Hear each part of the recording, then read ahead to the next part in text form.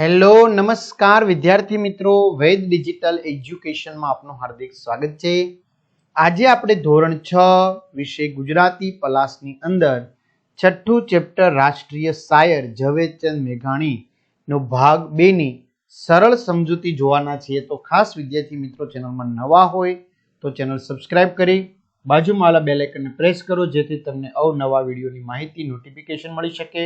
Video like કરો અને હા તમારા મિત્રો દોસ્તોને ચોક્કસથી શેર કરો।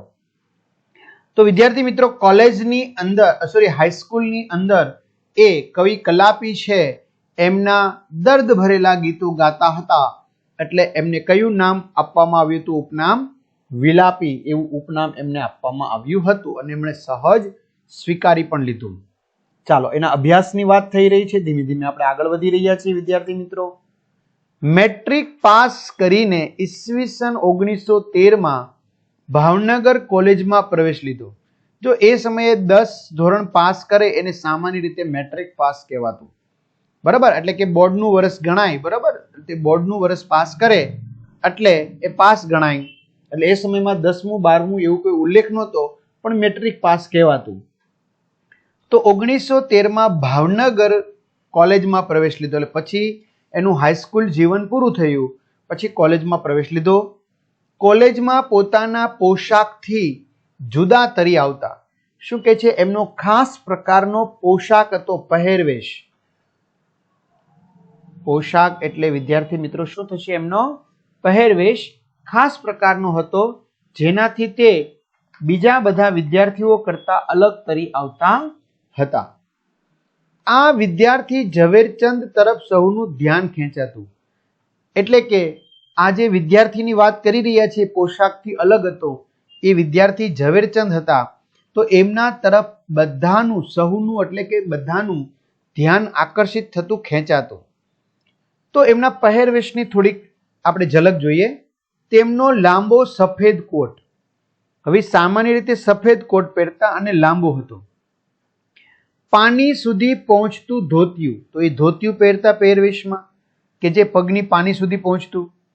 માથે બગસરાનો ચોકડી વાળો, પાછળ છોગું રાખીને બાંધેલો ફેંટો, એટલે કે માથે જે એમને પાગ બાંધી હતી, ફેટ બાંધી હતી, બરોબર? તો બગસરાનો ચોકડી વાળો, પાછળ થોડુંક છોગું નીકળ્યું હોય, થોડુંક અણી નીકળી હોય એવું છોગું રાખીને બાંધેલો ફેંટો, અથવા ક્યારેક ઊંચી દિવાલ હોય એવી બેંગ્લોરી ઘાટની ટોપી પહેરતા। બેંગ્લોરી ઘાટની ટોપી, આ ફોટો તમે બહુ ઓછો જોયો હશે પણ આ છોગા વાળો ફેંટા વાળો જોયો હશે। પગમાં સ્લીપર, સાદા ચપ્પલ પહેરતા। બેઠી દડીનું શરીર, એટલે વિદ્યાર્થી મિત્રોની હાઈટ થોડીક ઓછી હતી, ઊંચાઈ ઓછી હતી। ભીનો વાન, હવે ભીનો વાન એટલે ભીંજાઈ ગયેલો હશે? નહીં। શ્યામ રંગનું શરીર, એટલે કે સેજ હામળો વાન, હામળો એટલે કે સેજ કાળો વાન એમ। ટચાક જેવી મોટી ઊંડું નિહાળતી, કોઈ ગંભીર વિચાર કરતી હોય એવી આંખો। જો આંખોની કેવી સરસ મજાની ઉપમા છે, જો ટચાક જેવી મોટી અને જાણે કે ઊંડું કંઈક જોતી હોય, નિહાળતી હોય અને કંઈક ગંભીર વિચારમાં મુકાઈ ગયેલી હોય એવી એની આંખો હતી। ગૂંછળીયાળા વાળ કેવા હતા? એકદમ ગૂંછળી વાળા, બરાબર? કૃષ્ણ ભગવાનના જે વાળ હતા એ ટાઈપના એમના વાળ હતા, બરાબર? ત્યાર પછી છે, આગળ વધીએ તો ગૂંછળી વાળા એમના વાળ અને મર્દાનગીથી ચાલવાની છટા પણ આકર્ષક હતી। જો માઇકાંગલાની જેમ ન ચાલતા, જોશ જનૂનથી ચાલતા, અને ઘણા તો માઇકાંગલાની જેમ ચાલે જાણે પગ આમ ઢસડાતા જતા હોય, પણ સ્વભાવ એનો મેં કીધું એમ અગાઉ શરમાળ હતો, ઓછા બોલે, જવલ્લે જ બોલે, ઓછા બોલવાળા। જોતામાં જનક રાજા નામ પડી ગયું। જો એને એક પછી એક ઉપમા મળતી જાય છે। વિદ્યાર્થી મિત્રો તમારે આવા જ બધા ધોરણ 6 ના વિડીયો જોવા હોય, કારણ કે અહીંયા આપણે શું જોઈ રહ્યા છીએ? ભાગ 2 જોઈ રહ્યા છીએ। ઘણા એમ કહેતા હોય સર અમારે ભાગ 1 જોવો છે, ક્યાંથી મળશે? બીજા વિષયના વિડીયો જોવા છે તો સર ક્યાંથી મળશે? તો ચિંતા ના કરો ભાઈ, આ બધી વસ્તુ તમને વેદ ડિજિટલ એજ્યુકેશન નામની એપ્લિકેશન, જે ગૂગલ પ્લે સ્ટોર કે જ્યાંથી તમે ગેમ ડાઉનલોડ કરવાના છો તો ત્યાં જઈને વિદ્યાર્થી મિત્રો ડાઉનલોડ કરી લ્યો, જેમાં તમને બધા જ વિષયના પાઠ્યપુસ્તકના પ્રકરણની સમજૂતીના વિડીયો, ગણિત જય સર, વિજ્ઞાન Fenil sir, SS Ritvi madam, English Neelam madam, આ બધા જ વિડીયો તમને સરળતાથી પ્રાપ્ત થઈ જશે. બરાબર, તો કઈ વાંધો નહીં, ચલો બધા વિડીયો વ્યવસ્થિત પ્રાપ્ત થઈ જશે, કોઈ ટેન્શન તો નથી ભાઈ. ઓકે, હવે વિષય પ્રમાણેનું મટીરિયલ, પરીક્ષા માટે ઉપયોગી અસાઇનમેન્ટ, પરીક્ષાના પેપરો, એકમ કસોટીના પેપરો, સ્વઅધ્યયન પોથી, પ્રોજેક્ટ પ્રવૃત્તિ બુક, આ બધું જ તમે ગેમ ડાઉનલોડ કરો ત્યાં જઈને ડાઉનલોડ કરો. ઓપન કરશો એપ્લિકેશન એટલે વિદ્યાર્થી મિત્રો આ પેજ ખુલે, એમાં તમારા મોબાઈલ નંબર નાખો, સેન્ડ OTP કરો, 4 આંકડાનો OTP નાખશો એટલે પેડ કોર્સમાં જુદા જુદા પેડ પ્લાન, એક્ઝામ પેપરમાં પેપરો, 3 થી 12 માં જવાનું તો તમારે 3 થી 12 ધોરણના વિડીયો મળશે. તમારું ધોરણ પસંદ કરવાનું, વિષય પસંદ કરવાનું, પાઠવાઇઝ વિડીયો જોઈ શકશો. ચલો, કોલેજમાં એને કહ્યું હતું બેચલર ઓફ આર્ટ્સ, એટલે એને વિદ્યાર્થી કેવા મિત્રો કહેવાય BA. BA માં વધુ સારા શિક્ષણના લોભે જુનાગઢ ગયા કે ભાઈ BA માં વધુ સારું શિક્ષણ ભાવનગર કરતા ક્યાં છે? જુનાગઢમાં છે, એવું એને હતું. અને બીજું, જુનાગઢમાં જવા પાછળનું બીજું પણ એક કારણ હતું. શું? પ્રકૃતિની ગોદમાં જવું હતું એને. બરાબર, હા, કારણ કે જુનાગઢમાં તો વિદ્યાર્થી મિત્રો પ્રકૃતિ સોળે કળાએ છે. આપણે ગિરનારનું પર્વતનું નામ સાંભળે ત્યાં જ આપણે ખબર પડી જાય. એટલે BA માં વધુ સારા શિક્ષણના લોભે જુનાગઢ ગયા. પણ એક સત્ર પછી, એક સત્ર એટલે વિદ્યાર્થી મિત્રો આપણે ખબર છે કે તમારે સેમેસ્ટર આવે એટલે સત્ર કહેવાય. 6 મહિના પછી પાછા એ ભાવનગર પાછા ભણવા માટે કોલેજમાં આવી ગયા, એટલે કે ત્યાં એમને ભણવામાં ન મજા આવી. અંગ્રેજી સંસ્કૃત સાથે, કયા કયા વિષય સાથે? અંગ્રેજી વિષય સાથે અને સંસ્કૃત વિષય સાથે ઈસવીસન 1916 માં BA પાસ થયા, એટલે કે એમણે કોલેજ પાસ કરી, બેચલર ઓફ આર્ટ્સ થયા. કોલેજમાં એ વર્ષે મેગેઝિનનો પ્રથમ અંક નીકળ્યો. જો કોલેજમાં જ્યારે અભ્યાસ કરતા હતા ત્યારે એ વર્ષે જે મેગેઝિન કહેવાય, એટલે કે જે સામાયિક કહેવાય કે જેમાં જુદી જુદી માહિતી છાપવામાં આવતી હોય, તો એનો પ્રથમ અંક પ્રકાશિત થયો, નીકળ્યો. એમાં ઉત્તમ ફાળો એટલે કે સૌથી વધુ ફાળો કોનો હતો? ઝવેરચંદ મેઘાણીનો હતો. એટલે કે કોલેજમાં એ વર્ષે જે સામાયિક બહાર પડ્યું પ્રથમ પહેલું, એમાં સૌથી વિશેષ ફાળો ઝવેરચંદ મેઘાણીએ આપ્યો હતો. ઝવેરચંદનો એમાં પ્રથમ લેખ પ્રગટ થયો. બરાબર, લેખ એટલે હાથેથી જે લખેલું લખાણ છે એ પ્રથમ વખત એમાં પ્રકાશિત થયું, પ્રગટ થયું. પ્રગટ એટલે વિદ્યાર્થી મિત્રો પ્રકાશિત થયું. એમ કૌટુંબિક કારણોસર તેમને કલકત્તા રહેવા જવું પડેલું. જો એમના કુટુંબના કેટલાક કારણો હશે એને લીધે એને કોલકાતા રહેવા જવું પડ્યું હતું. પશ્ચિમ બંગાળમાં આવેલું છે ને ત્યાં. તો ત્યાં બંગાળ એટલે કે બંગાળી ભાષા શીખીને બંગાળી સાહિત્યનો પરિચય કર્યો. વિદ્યાર્થી મિત્રો બંગાળી ભાષામાં બહુ બધું સાહિત્ય લખાયું છે. બરાબર, તો બંગાળી ભાષા શીખ્યા પેલા એ, પછી જે બંગાળી સાહિત્ય જે હતું એમનો એને પરિચય કર્યો. બરાબર, એટલે કે એમનો એને અભ્યાસ કર્યો અને રવિન્દ્રનાથ ટાગોરની કવિતાની અસર થઈ. રવિન્દ્રનાથ ટાગોર બંગાળી ભાષાના કવિ હતા, તો એમની જે કવિતા હતી એમની એમના ઉપર અસર થઈ. તેમણે પણ કાવ્ય રચના કરવાની શરૂઆત કરી દીધી.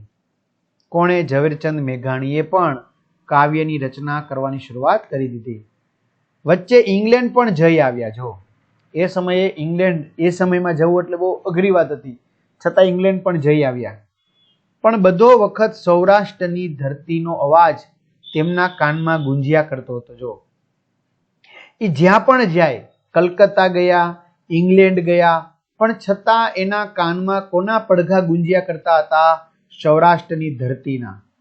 બરાબર, એટલે કે એને હર હંમેશ સૌરાષ્ટ્ર વધારે યાદ આવી જતું હતું. શું કામ?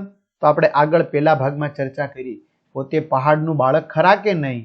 બરાબર, કારણ કે પ્રકૃતિની ગોદમાં જ એ મોટા થયા હતા, એટલે એને પ્રકૃતિ વધારે આકર્ષતી હતી. પરિણામે એને સૌરાષ્ટ્રની ધરતી પ્રત્યે લગાવ જ એટલો હતો કે સૌરાષ્ટ્રની ધરતી જાણે કે એમને બોલાવતી હોય કે તમારે ઇંગ્લેન્ડ નથી રહેવું, તમે સૌરાષ્ટ્ર પાછા વી આવો, એવું એને લાગ્યા કરતું હતું. કોલકાતાથી પાછા આવ્યા પછી હડાળા દરબાર, વાજસુર વાળા અને બીજા મિત્રો સાથે કયા ક્ષેત્રમાં કામ કરવું એવી શું કરી રહ્યા હતા? મસલત કરી, પણ કોઈ નિર્ણય કરી શકાયો નહીં. મસલત એટલે વિદ્યાર્થી મિત્રો આપણે કહી શકાય કે વાતચીતો કરી, બરાબર, પણ એનો કોઈ નિચોડ નીકળ્યો નહીં. વાતચીત કરવી એટલે કે ચર્ચા વિચારણા કરવી, મસલત એટલે એમ. તો શું કહે છે? કલકત્તાથી પાછા આવ્યા પછી જે હડાળા જે ગામ છે, તો એમના જે દરબાર છે વાજસુર વાળા, બરાબર, એ દરબાર સાથે અને બીજા એમના જે કાંઈ મિત્રો હતા એમની સાથે હવે પોતેનો અભ્યાસ પૂરો થઈ ગયો છે, તો હવે કયા ક્ષેત્રમાં કામ કરવું, ક્યાં જોબ કરવી, કેમાં નોકરી કરવી, કયો ધંધો કરવો, એમ એ કામ કરવું, એવી મસલત એટલે કે વિચારણા કરતા હતા. પણ એ વિચારણાના અંતે કોઈ ચોક્કસ નિર્ણય કરી શકાયો નહીં. તે રાત્રે એટલે કે જે દિવસે આજે ચર્ચા થઈ તે જ રાત્રે હડાળા દરબારે સોરઠી બહારવટિયા અને સંતોની વાતો કહી. જો દિવસે ચર્ચા થઈ કે હવે ઝવેરચંદને શેમાં જવું આગળ, એનો કોઈ નિર્ણય કરી શક્યો નહીં કે ભાઈ ભણી ગણીને હવે શું કરવું એમ. પણ જોગાનું જોગ, એના નસીબ, એની કિસ્મત સારી કે એ જ રાત્રે હડાળાના જે દરબાર હતા વાજસુર વાળા, તો એમણે સોરઠી જે બહારવટિયા એટલે કે જે સોરઠના એટલે કે જે સૌરાષ્ટ્રના, બરાબર, જે બહારવટિયા હતા કે જે કોઈ પણ રીતે અન્યાય થયો હોય અને એમના જે રાજાઓ હોય એમની સામે બહારવટું ખેલે તો એને આપણે બહારવટિયા કહીએ, અને સંતોની વાતો કહી. એમાં મેઘાણીએ એ સાંભળ્યું અને મેઘાણીને પોતાનું જીવન કાર્ય દેખાયું. એટલે મેઘાણીએ આ સાંભળ્યું, મેઘાણીને એમાં બહુ જ રસ લાગ્યો અને મેઘાણીને એમ થયું કે હા, મારે હવે આ ક્ષેત્ર ઉપર કામ કરવું જોઈએ, કારણ કે મેઘાણીને પોતાનું જીવન કાર્ય, આગળનું ભવિષ્ય એમને એમાં દેખાણું. તે વાતો તેમણે લખવા માંડી. કઈ વાતો? કે જે આ સોરઠી બહારવટિયાની અને સંતોની જે વાતો કરતા હતા, કોણ? તો કે દરબાર. તો એ બધી વાતો છે પોતે શું કરવા લાગ્યા? તો કે લખવા લાગ્યા. પછી તો તેઓ અઠવાડિયામાં 3 દિવસ સાહિત્યનું લેખન કરે અને 3 દિવસ સૌરાષ્ટ્રના ગામડે ગામડે રખડે ને લોક સાહિત્ય એકઠું કરે. ખ્યાલ આવે છે? શું કે છે? પછી તો તેઓ અઠવાડિયામાં 3 દિવસ સાહિત્યનું લેખન કરે. 3 દિવસ આવી બહારવટિયાની વાતો, સંતોની વાતો, એ જે સાહિત્ય કહેવાય એમનું લેખન કાર્ય કરવા લાગ્યા. તો મિત્રો લખવું ક્યાંથી? તમને કોક કહે તો તમે લખશો ને, બરાબર? તમને કઈ બધું તો ન આવડતું હોય. તો એના માટે એ 3 દિવસ લખે અને 3 દિવસ સૌરાષ્ટ્રના ગામડે ગામડે રખડે. અને ગામડે ગામડે રખડી અને જે મોટી ઉંમરના લોકો હોય, ચારણો હોય, બારોટ જે હોય કે જેમની પાસે આપણા પૂર્વજો, આપણી 10 પેઢી, 12 પેઢી, 15 પેઢી, 20 પેઢી પહેલાની જે કંઈ માહિતી હોય એ બારોટો પાસે હોય. ભરવાડો જુદે જુદી સીમમાં પોતાના માલ ઢોર પશુઓને ચરાવતા હોય, તો એ એક સ્થાનેથી બીજા સ્થાને જતા હોય, એને જોયું હોય. ભજનીકો હોય, ભજન ગાતા હોય, કાઠીઓ હોય, દરબારો, રાવણ હતા ભરથરીઓ હોય, રાવણ જેવા ઘરડી દાદીમાઓ હોય, ગૃહિણીઓ એટલે કે ઘર સંભાળતી માતાઓ હોય, બહેનો હોય, એમની પાસેથી લોકગીતોનો ખજાનો ખોલાવે.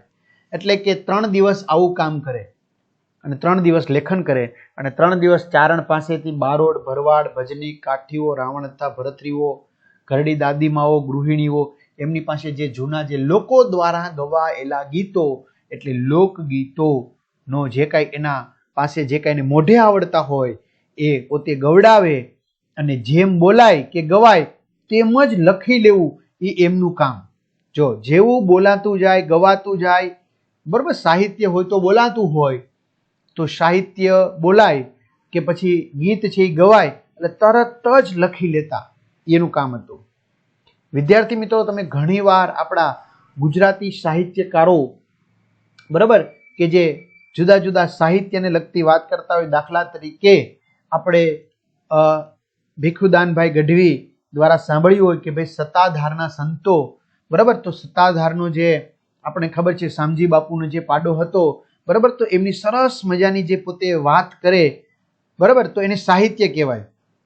પણ કોઈ ગીત ગાતા હોય, જૂના આપણે લગ્ન ગીતો સાંભળ્યા હોય, બહેનો, માતાઓ, દાદીમા દ્વારા ગવાતા હોય, બરાબર, કે પછી અન્ય કોઈ પણ ગીતો ગવાતા હોય, જેમ કે આપને ખબર છે કિંજલબેન દવે દ્વારા, ગીતાબેન રબારી દ્વારા, તો આ બધાને લોકગીતો પણ કહી શકાય, ભજનો પણ કહી શકાય, બરાબર, જેમ કે કીર્તિદાનભાઈ દ્વારા ગવાતા ભજનો, આવી રીતે વગેરે નામી અનામી ઘણા બધા આવા કલાકારો દ્વારા એમને ગવામાં આવે છે આજની તારીખમાં. તો એ સમયમાં આ બધું ઝવેરચંદ મેઘાણીએ આવી રીતે લોકો પાસે જતા અને પોતે એની પાસે બોલાવતા, ગવડાવતા અને પોતે લખી લેતા. તો આ રીતે તેમણે જાત જાતની અનેક કથાઓ એકઠી કરી. જો જાત જાતની એટલે જુદી જુદી, જાત જાતની એટલે વિદ્યાર્થી મિત્રો જુદી જુદી અનેક કથાઓ ભેગી કરી.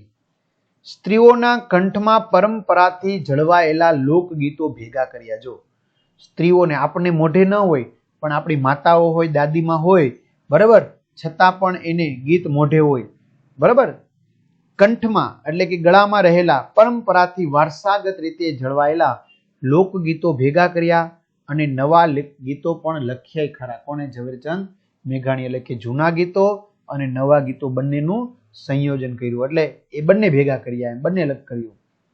એમનું આ બધું જ કામ કોનું? ઝવેરચંદ મેઘાણીનું. એટલે કે વાર્તાઓ કે ગીતો ભેગા કરવાનું કામ મોજ પડે એવું હશે. આપણે એમ જ છે ને કે આ તો કેવું સરસ છે, વાર્તાઓ ભેગી કરવાની, ગીતો ભેગા કરવાના, એમાં કઈ મહેનત નહીં, આપણે એમ હશે. પણ વિદ્યાર્થી મિત્રો, એક બહુ જૂની કહેવત છે, કોણીએ ગોળ હોય. તમારી કોણીએ ગોળ તમારે ચોંટાડી દેવાનો અને પછી એને તમારે ખાવાનો. જેટલું અઘરું કામ છે એમ બધા જ કામ અઘરા જ છે, કોઈ કામ સહેલું નથી, બરાબર. અને એમાંય આ તો 1920-25 ની આસપાસની વાત છે. ન તો એ સમયે વાહન વ્યવહારની પૂરતી સગવડ. આપણે પેલા અગાઉ સાંભળ્યું હતું, બરાબર ને, કે લાખાપાદર થાણા પાસેથી નજીકમાં નજીક સ્ટેશન 30 માઇલ દૂર હતું. એ નજીકમાં નજીક હતું. એટલે કે છે ન તો વાહન વ્યવહારની પૂરતી સગવડ, ન તો ભોજન ઇત્યાદિની, ન કઈ ખાવાના ઠેકાણા હોય. મોટે ભાગે ઘોડે બેસીને રખડપટ્ટી કરવી પડતી. જો ઘોડા ઉપર બેસી અને આમથી આમ આ ગામથી બીજે ગામ, બીજે ગામથી ત્રીજે ગામ સતત રખડવાનું જ રહેતું. તડકો, ઉનાળો, ટાઢ બધું સહન કરવાનું. તો વળી ક્યારેક ઊંટ પર નીકળવું પડતું. જો રાજસ્થાન બાજુ ગયા હોય કે કચ્છ બાજુ, તો ઊંટની પણ સવારી કરવી પડે. રેકોર્ડિંગ કરી લેવાની સગવડ પણ નહોતી. જો આજની તારીખમાં કોઈ મોબાઈલ દ્વારા રેકોર્ડિંગ કરી લે તો ચાલે, પણ એ સમયમાં એવી કોઈ રેકોર્ડિંગ કરી લેવાની સગવડ નહોતી. નકરે એમ થાય ચાલો ઘરે આવીને અત્યારે રેકોર્ડિંગ કરી લઈને ઘરે આવીને લખી લઈશું, એવી કોઈ સુવિધા નહોતી.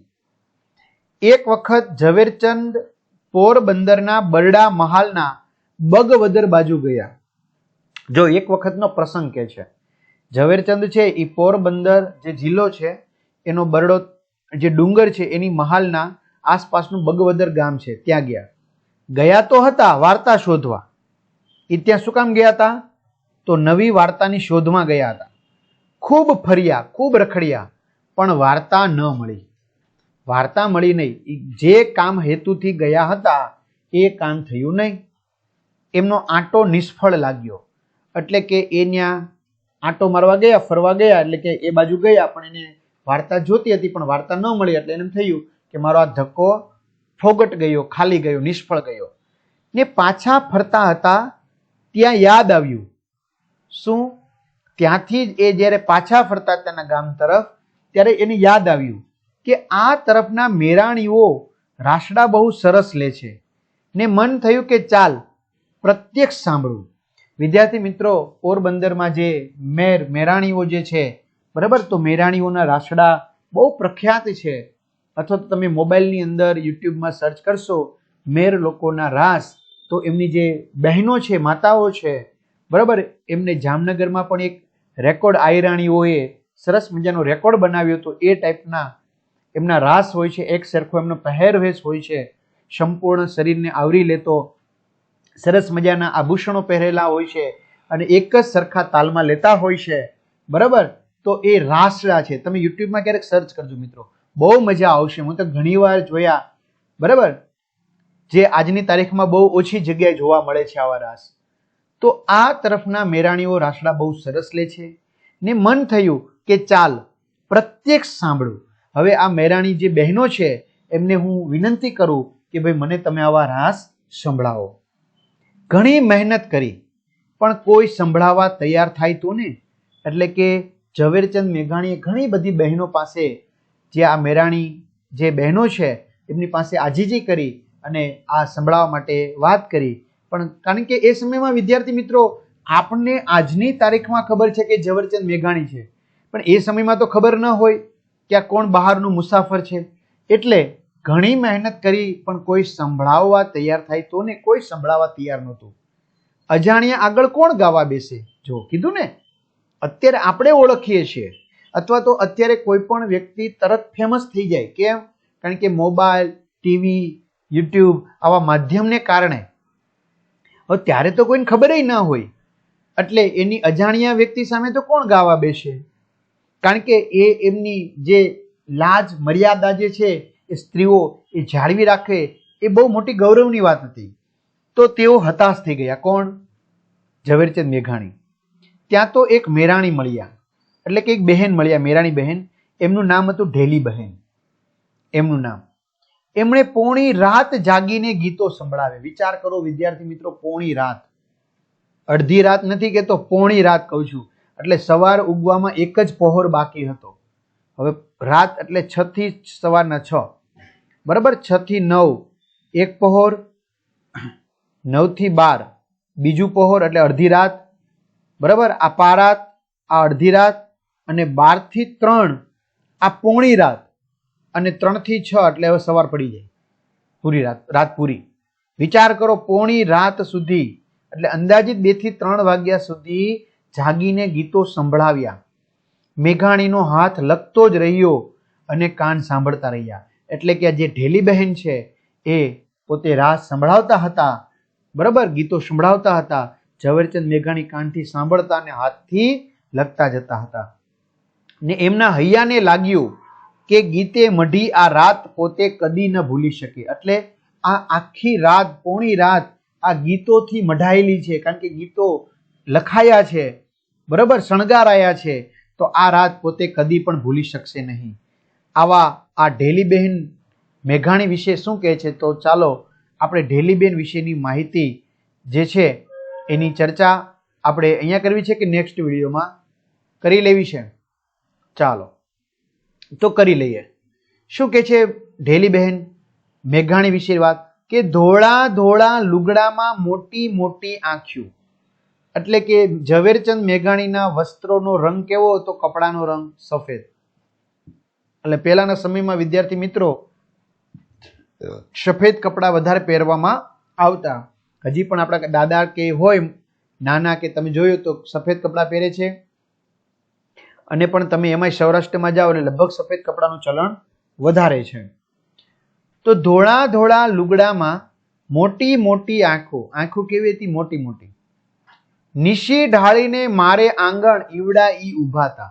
એટલે એની આંખો મોટી મોટી હતી, પણ કહેવાનો ભાવાર્થ એ છે કે એટલા એ ચારિત્રવાન હતા કે એક વખત પણ ઊંચી આંખ કરીને મારી સામું જોયું નથી. અને આજકાલ આપણે વિદ્યાર્થી મિત્રો આ બહુ શીખવા જેવું છે એમનાથી આ સારો ગુણ કે નિશી ઢાળીને મારે આંગણ, એટલે કે મારા આંગણે, બરાબર, મારા ઘરે એમ કહી શકાય કે આંખો નીચી ઢાળીને મારી સામું એક વાર પણ ઊંચી આંખ કરીને જોયું નહોતું. ઈવડા ઈ એટલે કે આ અજાણ્યા વ્યક્તિ ઝવેરચંદ મેઘાણી ઊભા હતા. જોતા જ આવકારો દેવાનું મન થાય એવો માણસ. જો એની જે ભાષા છે તળપદી જે ભાષા, એટલે એમાં કહે છે કે શું કહે છે? જોતા જ આવકારો. તમે ઝવેરચંદ મેઘાણીને જુઓ તા જ તમને એમ થાય કે આવો આવો અમારી ઘરે, તમારા જેવા મોંઘેરા માણસ કેદી, બરાબર. એટલે જોતા જ આવકારો દેવાનું મન થાય એવો માણા, એવો માણા એમ કે જેમાંથી બહુ બધું આપણે ઘણું બધું શીખવા મળે એવો માણસ. મેં તો ઓટલીએ ગોદડું પાથરી દીધું ને બેસાડ્યા. હવે વિદ્યાર્થી મિત્રો ગામડાની અંદર આપણને ખબર છે કે ઓટલા હોય, બરાબર, અને ત્યાં મેં શું કરી દીધું? તો કે ગોદડું પાથરી દીધું અને કીધું કે ભાઈ તમે અહીંયા બેસો. બેસાડ્યા. હું હેઠે બેસવા જતી હતી ત્યાં પગે પડીને, બરાબર, હા હા હા હા તમે અહીં ઉપર બેસો, નહીતર હુંય નીચે બેસું. શું કહે છે? મેં તો ઓટલીએ ગોદડું પાથરી દીધું ને બેસાડ્યા. અને કારણ કે મહેમાનને સત્કાર આપવો મિત્રો એ આપણો ધર્મ છે, બરાબર. કારણ કે મહેમાન છે એ આપણા ભગવાન કહી શકાય, બરાબર. એટલે કે છે મહેમાન, મે એટલે કે વરસાદ છે એનું કોઈ કેણ ન હોય અને વરસાદ વરસતો હોય, બરાબર. તો મહેમાન પણ એનું કોઈ કહેણ ન હોય, જેને આવવાની કોઈ તિથિ ન હોય, અતિથિ એટલે મહેમાન. એટલે મહેમાનને આપણે આગતા સ્વાગતા એટલા માટે જ કરીએ છીએ, બરાબર. એટલે જ આપણે કહીએ છીએ કે ભાઈ કોક દીક તું મારો મહેમાન થા ભગવાન, તને સ્વર્ગે ભૂલાવું શામળા. કારણ કે એને વિદ્યાર્થી મિત્રો આપણે માન સન્માન આપીએ છીએ, એમને માટે સરસ મજાનો ઢોલિયો ઢાળીએ, ગોદડું પાથરીએ, બરાબર, તકિયા આપીએ, અને આપણે ભલે નીચે બેસવું પડે એમ. એટલે કે હું હેઠે બેસવા જતી હતી, નીચે બેસવા, ત્યાં પગે પડ્યા મને અને કે નહીં નહીં નહીં નહીં બહેન, તમે અહીં ઉપર બેસો, નહીતર હું નીચે બેસીશ, એમ કહીને મને ઉપર બેસાડ્યા. પછી તો એમને જે ગીતો જોતા હતા, એમની જે ઈચ્છા હતી એવા જેને ગીતો જોતા હતા, તેની અડધી કડીઓ પોતે બોલે કે ભાઈ આ ગીત ગાવતો એમ. તો પછી અડધી કડી પોતે બોલે, બાકીનું આખું ગીત હું પૂરું કરી દઉં. કારણ કે ઝવેરચંદને આખું ગીત નહોતું આવડતું, એટલે ક્યાંક સાંભળ્યું હોય તો કડી બોલે એમ. એની જેમ પોતે નીચી મુંડકી રાખીને, જો એને અગાઉ કીધું ને આંખો ઢાળીને, નીચી ઢાળીને, તો પોતે નીચી મુંડકી રાખીને, મોઢું નીચે રાખીને ઝીણા ઝીણા અક્ષરમાં ટપકાવીએ જાય, એટલે કે લખીએ જાય. એક પછી એક ગીત મધરાત સુધી ગાયા. કીધું ને મધરાત, પોણી રાત સુધી ગાયા, એક પછી એક ગીત. તો વિદ્યાર્થી મિત્રો આવા ઝવેરચંદ મેઘાણી આપણા હતા, એટલા માટે જ એમને રાષ્ટ્રીય શાયરનું બિરુદ મળેલું છે. તો વિદ્યાર્થી મિત્રો આવો બીજો પ્રસંગ છે, આપણે પછી લઈશું ત્રીજા ભાગમાં, કારણ કે વિડીયો ઘણો મોટો થઈ ગયો છે. તો અહીંયા સુધી રાખીએ. અસ્તુ, જય હિન્દ, જય ભારત.